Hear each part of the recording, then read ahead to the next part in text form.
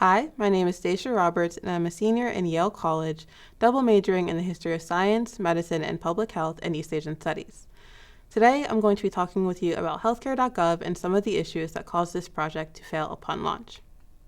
To start off, let's review some context about healthcare and the Affordable Care Act.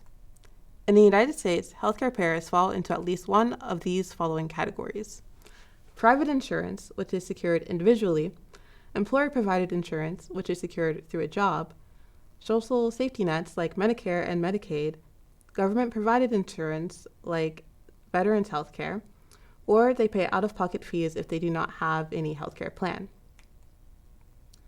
The Affordable Care Act was a reform act, also known as the ACA, which provides subsidized healthcare insurance to uninsured individuals. A key component of the ACA rollout was Healthcare.gov, a marketplace for individuals to purchase healthcare insurance. Now let's watch a short video clip.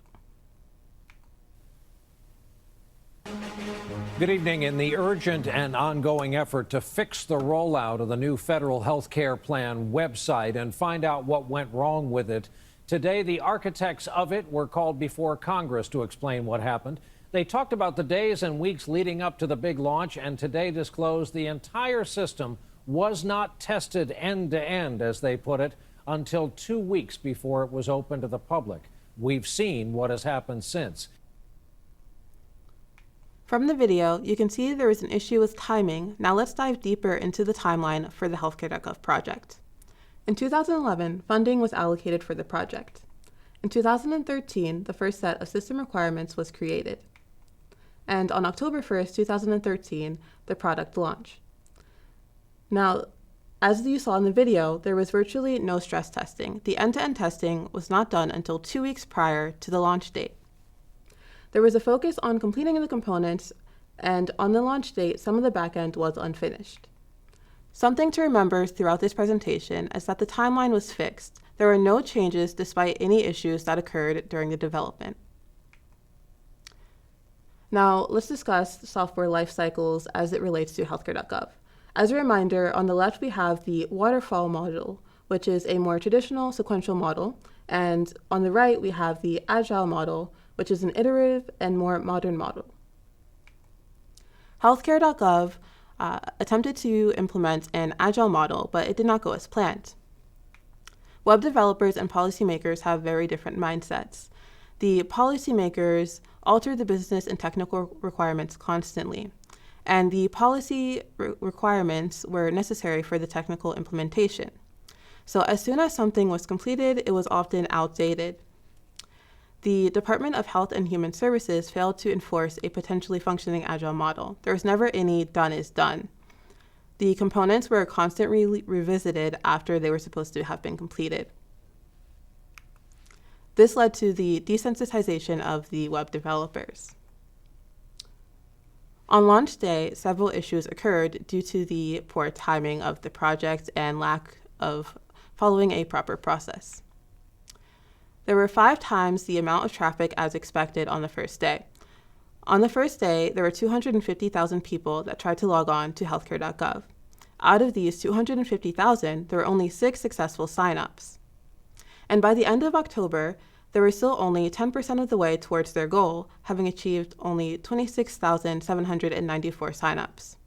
Now we will discuss some of the detailed issues based on a report published by the Office of the Inspector General of the U.S. Department of Health and Human Services in February of 2016.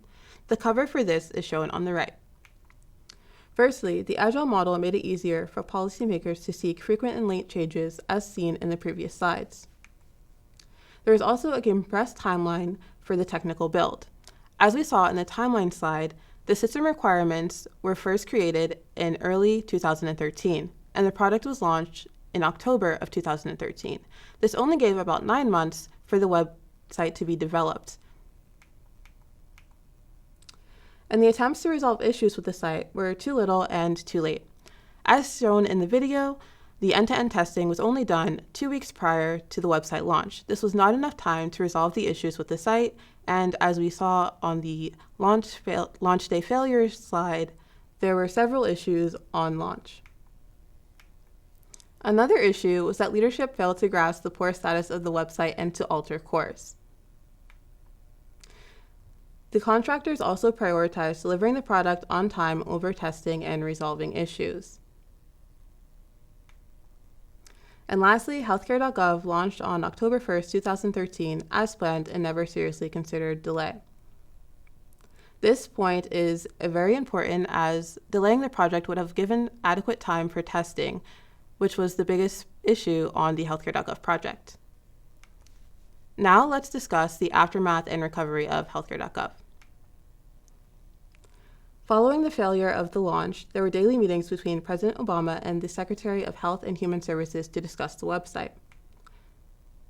A Silicon Valley team was called in to rescue the website, and there were some important changes in the workplace culture.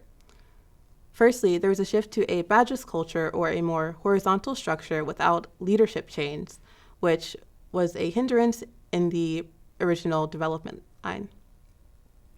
They also prioritized quality over handing in the product on time, which enabled greater testing to be completed.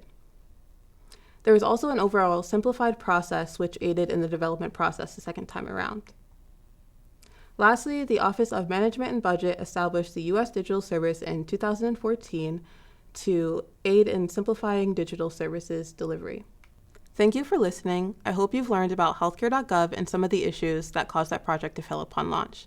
I also hope that you've taken away the importance of planning and organization during big software projects. Coding is important, but so is the organization and planning that goes into those projects too. Thank you, and goodbye.